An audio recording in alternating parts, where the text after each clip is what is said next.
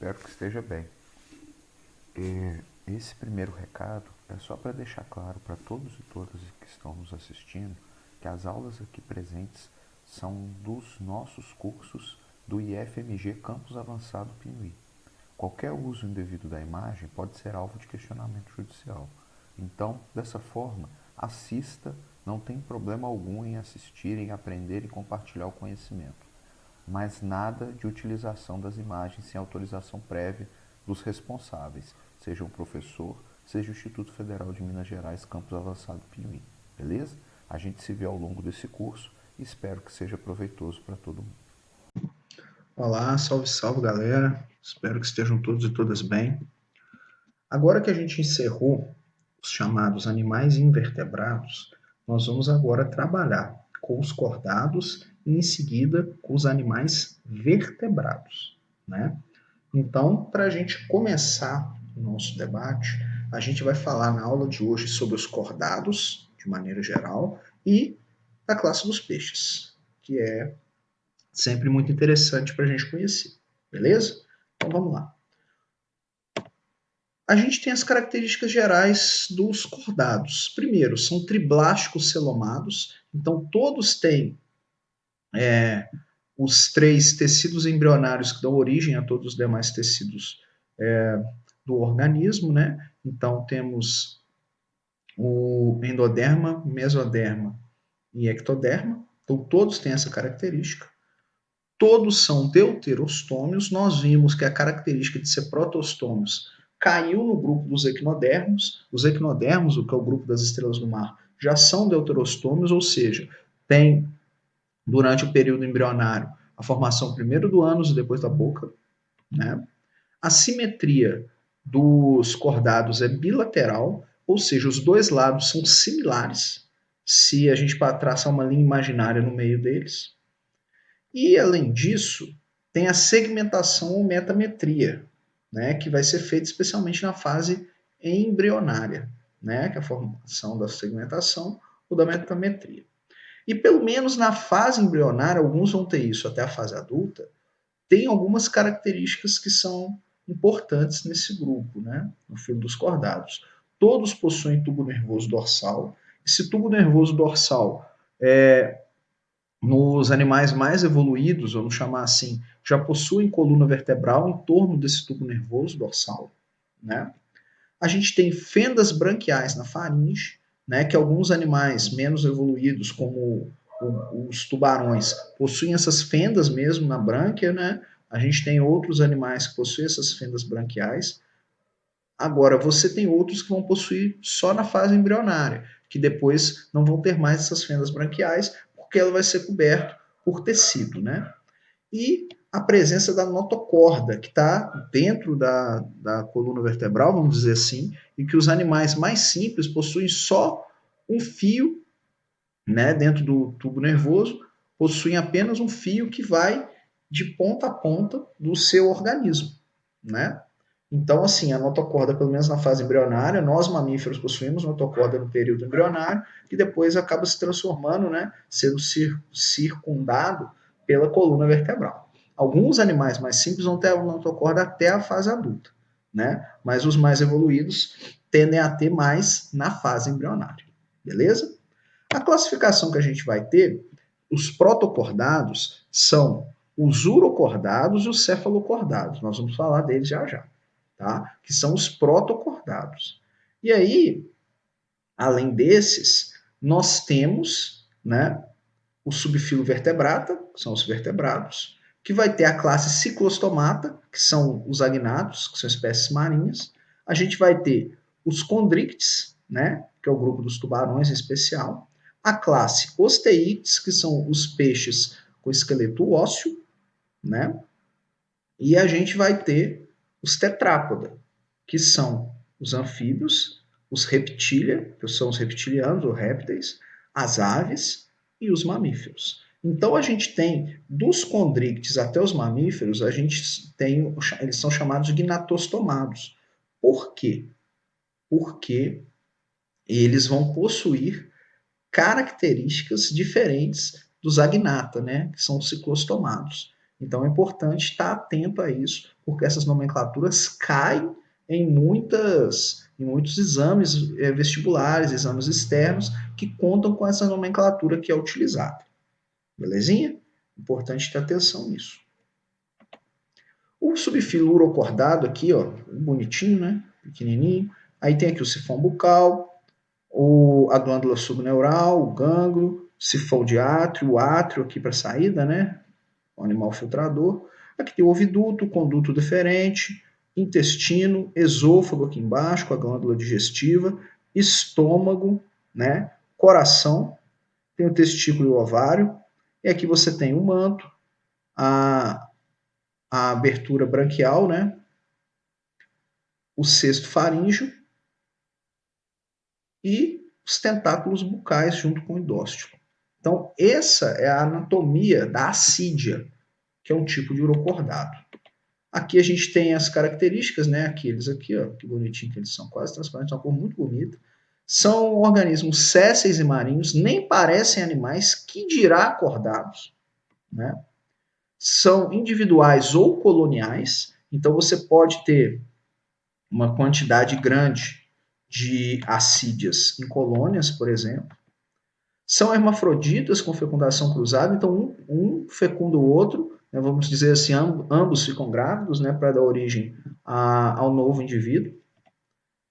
Tem uma larva livre natante com notocorda na cauda, ela aqui, ó. Então é por isso que ela, graças a essa, que é uma das características aqui, eles são então considerados dentro dos cordados, né, sendo urocordados. Então isso aqui dá uma origem a uma larva livre natante. Essa larva livre natante depois se fixa em algum local, porque os adultos não possuem notocorda. Então a assídia é um exemplo de um animal que possui notocorda somente um período da vida, que é quando é larva, né? E as fendas faringianas garante a eles o hábito filtrador. Aqui as fendas faringianas, fenda faringiana aqui, e aí eles são filtradores, né? Com o sifão bucal e o sifão de átrio, né? Com o átrio aqui, liberando as excretas e outras necessidades. Então a gente tem aqui as características gerais das assídias. Em seguida, nós temos o subfilo cefalocordado, que talvez tenha o indivíduo mais famoso desses dois grupos, urocordados e cefalocordados, que é o anfioxo, que é pequenininho, né, lembra um peixinho. Então, tem aqui uma boca, você tem a faringe, né, a fenda faringiana aqui presente, um tubo neural e a notocorda, ambos passando aqui, ó, na figura dá até para ver aqui, ó. A presença de faringe grande tem as fendas branquiais, temos o intestino, segmentos musculares e o ânus. São bem pequenininho, né? O anfioxo é bem pequeno e ele se movimenta, né? Ele é livre natante. Aqui o anfioxo, dá para ver aqui dentro, inclusive como ele é meio transparente, a gente consegue ver inclusive as características internas aqui do tubo neural, a gente consegue ver o cordão, a notocorda, né? A gente consegue ver também aqui, ó, a estrutura das fendas branquiais. Então, anfi2, corpo afilado em duas pontas. Então, o anfioxo tem esse nome porque as duas pontas dele são afiladas, né? Tanto a região caudal quanto a região oral, digamos assim. Vive semi-enterrado na areia, em águas calmas, não gosta de maré forte, de vez em quando sai de lá. E para natação faz a contração dos miótomos, então ele balança assim, ó, e consegue se movimentar. Suas fendas branquiais na faringe têm literalmente a função de filtração, né? Então ele filtra a água com o oxigênio para sua sobrevivência, e tem o atrióporo, por onde ele elimina a água, né? Já que ele tem essas fendas branquiais, tem a filtração da água, e pelo atrióporo ele libera a água, né? O atrióporo, inclusive, lembra o nome do átrio, né? Que estava lá nos urocordados, por onde as assídias liberam a água também. São dioicos com fecundação externa, então você tem o macho e a fêmea, libera o material espermático e ovular um próximo ao outro, quem se encontra fecunda, quem não encontra, bye bye. E tem uma vesícula cerebral e cordão nervoso dorsal. Então, uma estrutura similar ao cérebro já é possível ser observada no anfioxo, coisa que você não conseguia perceber nos urocordados, beleza? E a notocorda por todo o corpo do animal, a notocorda aqui, ó, de ponta a ponta. Essas são as características gerais que a gente vai ter do anfioxo, que é o principal exemplar de protocordato. Agora que a gente falou desses grupos menos evoluídos dos cordados, a gente tem condição de falar das características dos vertebrados. Então, todas essas características aqui são presentes nos vertebrados. A presença de endoesqueleto, né, vértebras e crânio, então isso é presente, né, nos vertebrados, né, coluna vertebral, crânio. Presença de encéfalo e órgãos dos sentidos, então todos têm alguma estrutura similar ao cérebro, né, e esses órgãos dos sentidos para permitir ter esses sentidos que facilitam a sua sobrevivência. A pele tem uma epiderme do tecido multistratificado, né? Nós já estudamos isso no primeiro ano, e a presença da derme. Então, a pele com a presença de epiderme e derme é outra característica dos vertebrados que nós temos. E os anexos embrionários, né? Que nós vimos também quando estudamos embriologia no primeiro ano, os anexos embrionários estão presentes, né? Em todos os indivíduos dos chamados vertebrados. E a evolução que a gente tem é os agnatas, né? Nós vamos ver aqui esse grupo já já. Evoluíram para condrictes e permanece até hoje, que é o grupo das arraias e tubarões. E esses agnatas se desenvolveu também para o grupo dos osteíctes, que são os peixes do esqueleto ósseo. Os condrictes são os peixes de esqueleto cartilaginoso. E aí a gente tem a evolução, né? Os osteíctes evoluíram para os anfíbios evoluíram para os répteis, e os répteis se dividiram em dois grupos, né? O grupo que evoluiu para as aves, né? Que veio do Archaeopteryx, já extinto, e os que evoluíram para os mamíferos, né? Tendo como um dos primeiros mamíferos presentes na Terra os sinognatos, né? Que também já é um animal extinto, mas também que merece destaque. Então, primeiro vamos falar dos agnatas, né? Olha aqui a boquinha, né? Que interessante. Então, a gente tem a lampreia e o peixe-bruxa, né? O feiticeiro. Então, aqui a gente consegue ver que eles vão literalmente estar sugando. Olha a estrutura de dente aqui, que vai fazer uma ferida e vai ficar sugando.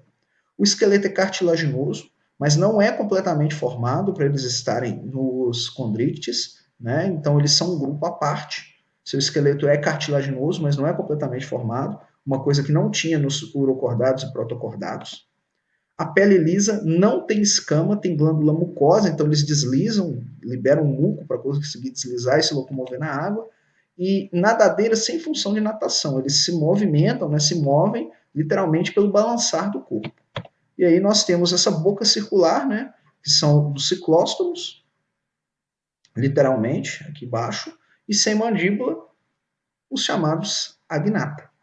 Né? Então nós temos aqui a lampreia e aqui o peixe-bruxo feiticeiro. Né? Então essa é a característica geral, né, dos ciclostomados, né, que é um grupo de agnatas que merecem ser observados. É muito raro eles caírem em exames vestibulares, mas é importante a gente conhecer se vier a ser cobrado.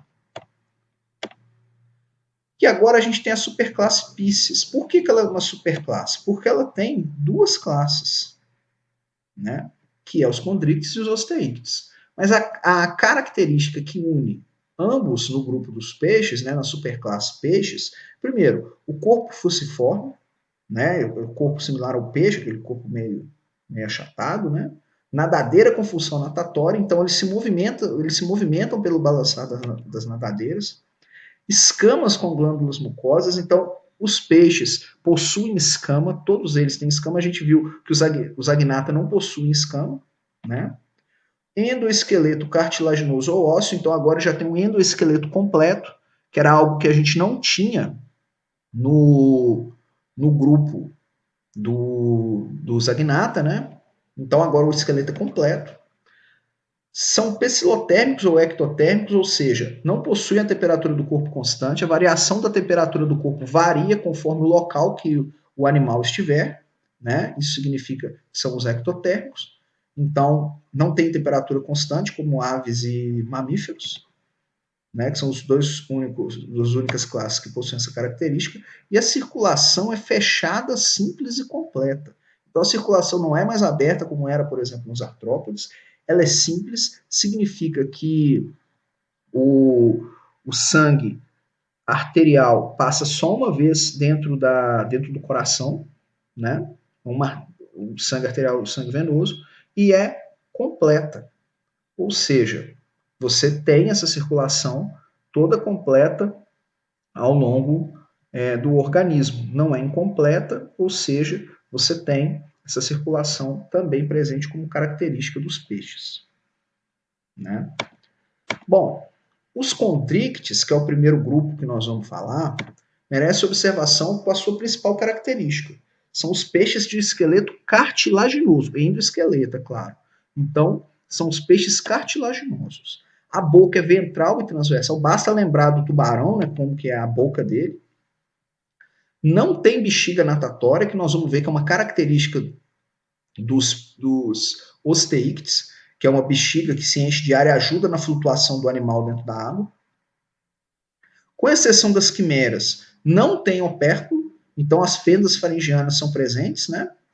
Tem escamas placoides, né, que são dermoepidérmicas, que nós vamos ver já já como ela se dá. Então, ele é escamoso e placoide, todos os condrictes. Quem já teve oportunidade de passar a mão num tubarão, numa raia, por exemplo, consegue perceber que parece que até que espeta, né? Tamanho é essas placas ali presentes. E tem a cloaca no final do sistema digestório, né, excretório e também no reprodutor, né, no caso o reprodutor em forma de uma bolsa. Então tem a presença da cloaca, que merece destaque, então os condrictes não têm ânus, tem cloaca. E aqui tubarão, cação, raia, quimera. A quimera merece muito destaque, né, claro que o principal é o tubarão, mas a quimera merece destaque porque ela parecia um peixe extinto, né, e ela tem características de peixes que vivem no fundo do mar. Então a escama placoide, né, que são os que é dermoepidérmica, tem uma formação homóloga aos dentes dos mamíferos, né? Então a gente consegue ver as polpas, né? A dentina aqui no meio, garantindo essa estrutura como se fosse uma plaquinha, um espinhozinho, né? E fica aqui preponderante a derme e a epiderme, né? E ela é recheada por dentina, né? E aqui está presente na cavidade da polpa. Então é importante a gente estar atento a isso, né? A escama placoide é uma característica dos condrictes. Aqui a quimera, né? Que é um peixe cartilaginoso de regiões profundas, é a única que possui opérculo, né? A única espécie que possui opérculo. Tem características extremamente primitivas, né? Por óbvio, né? Os condrictes apareceram antes dos peixes ossos, né? Estão há bem mais tempo que os dinossauros chegaram na Terra, por exemplo, né? Os tubarões são anteriores a eles, então aí até hoje só eram maiores, mas estão aí firme e forte. E como que se dá o processo respiratório? A água rica em oxigênio entra pela boca do tubarão, por isso que ele está sempre de boca aberta. Essa água, então, vai chegar dentro da brânquia, né? E aí você tem a troca gasosa acontecendo e sai a água pobre em oxigênio, que vem aqui no arco branquial, na horta ventral e vai para o coração. Então aqui pega o oxigênio, leva para o coração para ser distribuído para o corpo e depois você tem a liberação dessa água, né? Então a água entra pela boca e sai pela fenda branquial, né? Tendo a absorção então do oxigênio aqui nesse arco branquial. É assim basicamente que se dá a respiração desses animais, né? Com destaque aqui para o tubarão, que talvez seja a principal espécie. O tubarão, ele merece destaque porque ele tem adaptações muito curiosas para o predatismo, né? Que ele é um predador, como todo mundo sabe, e tem características muito interessantes. Primeira, que são dentes serrilhados substituíveis, então o crescimento do dente do tubarão é como se fosse uma mão, tem um dente aqui, já tem outro atrás nascendo, então troca o tempo todo, porque eles quebram muitos os dentes, né? Mastigando um monte de coisa. Então, são dentes serrilhados e substituíveis, é como se fosse uma serrinha. Então, é um animal muito forte, preparado para predação. Né? Isso é uma estrutura evolutiva muito legal que os tubarões têm. O arco mandibular frouxamente ligado ao crânio, significa que consegue abrir bastante a boca. Né? A mandíbula é protraída, ou seja, a mandíbula é para dentro. Nós vamos ver uma imagem do tubarão para poder comentar isso na imagem, facilita, né? Eles têm narinas, mas as narinas apenas têm função olfativa, como, por exemplo, de sentir cheiro de sangue a quilômetros de distância, né? Isso é uma adaptação, também é uma adaptação ao predatismo que os tubarões possuem, que merece destaque. Uma estrutura muito interessante é as ampolas de Lorenzini, Essas ampolas de Lorenzini são capazes de detectar o potencial elétrico da presa, então detecta o potencial elétrico, facilita para conseguir atacar, né? Porque sabe onde ela está, e os tubarões enxergam muito bem, tem uma visão desenvolvida para o peixe, né? O condricte, vamos dizer assim. É muito interessante isso, porque essa visão desenvolvida não é comum em muitos animais marinhos. E essa visão desenvolvida é também uma adaptação ao predatismo para facilitar a identificação da presa. Tem uma camuflagem muito interessante, pouca gente observa, que a região dorsal é mais escura e a ventral é mais clara, então se confunde com a água do mar, que tem essa característica da parte de ter uma parte mais escura, uma parte mais clara, né, de acordo com a chegada da luz solar. E consegue se deslocar de maneira muito rápida, né? O corpo é hidrodinâmico por conta do esqueleto cartilaginoso e as escamas placoides. Então ele é preparado para nadar de maneira muito rápida para conseguir alcançar a sua presa. Então aqui a gente consegue ver, ó, os dentes, né? Observa aqui no que eu disse, um dente atrás do outro, e vai nascendo e vai substituindo. Então você tem um esquema de dentes que são serrilhados e substituíveis, então literalmente fazem ponta, né? Então, a gente consegue perceber dente na boca inteira do animal. A gente consegue perceber a boca aqui ventral, então a boca muito mais embaixo, o corpo afilado, preparado para nadar rapidamente, né? É importante a gente observar também a questão da cor, né? Que é a camuflagem, aqui uma área mais escura, uma área mais clara, né? Também facilita. E a gente vê as outras estruturas interessantes aqui do tubarão. Né? Aqui o tubarão branco e aqui o tubarão baleia, né? Que fica capturando plâncton. Ele é um predador, digamos assim, de plâncton. Então ele fica fazendo esse processo de filtragem. Aqui os ovos de tubarão, como eles são, né? Bem diferentes, né? Como a gente tem.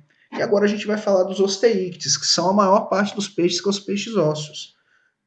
Como o nome já diz, eles têm um endoesqueleto ósseo, então agora não é formado de cartilagem, né, um esqueleto de osso, literalmente.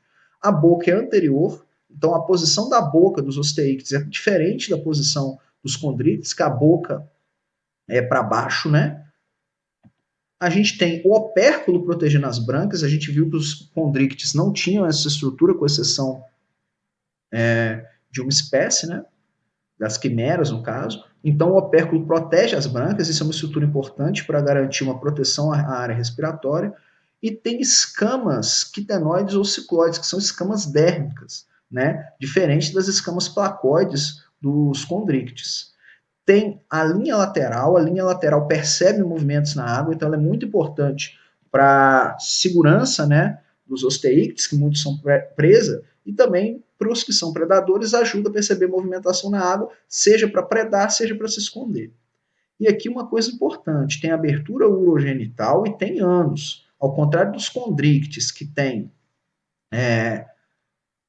cloaca, os osteíctes têm ânus. A respiração pode ser pulmonar em algumas espécies de peixes, né? De peixes osteíctes, ou branquial na maioria. E aqui vários exemplos que a gente pode ter que facilitam a identificação. Ou seja, basicamente, quem não tem esqueleto cartilaginoso, né? Que é tubarão, arraia, esses grupos, quimeras, basicamente todo mundo é osteíctes. Aqui a gente consegue ver o opérculo, né?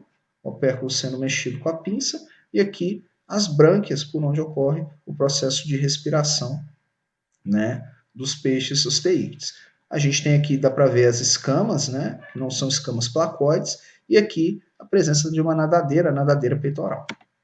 Aqui aberto, né, a gente consegue perceber a brânquia, coração, aqui, a bexiga natatória, que é esse balãozinho que fica aqui que se enche, que nós já falamos sobre ele. A bexiga natatória serve para dar a flutuabilidade e a movimentação vertical dos peixes osteíctes, né? Então a gente consegue ter também essas estruturas que são importantes de serem observadas. E aí, dentro dos peixes, a gente tem o grupo dos sarcopterídeos. São os crossopterídeos, né? Eram, né? Que deram origem aos anfíbios. Tem os dipnóicos, que são os peixes pulmonares atuais, e os actinistas, que era considerado extinto até o final dos anos 30, né? Quando conseguiu capturar um exemplar a 200 metros de profundidade. Então, a gente ainda tem os actinistas por aí e os dipnóicos, que são os peixes pulmonados atuais.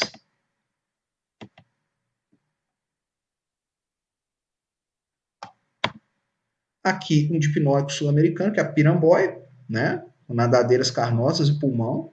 E esse dipnóide especial, a piramboia, é muito famosa, né? Ela é uma dos peixes, né? Que deram, são, digamos, fósseis vivos, que servem para a gente entender como era possivelmente a anatomia daqueles peixes dipnóicos que deram origem aos primeiros anfíbios. Certinho? Então, espero que tenha ficado claro aí para todo mundo, que facilite para a compreensão, para que a gente tenha, então, o entendimento sobre o filo cordado e dos peixes. Belezinha? Até a próxima aula, a gente segue com a nossa matéria. Tchau, tchau.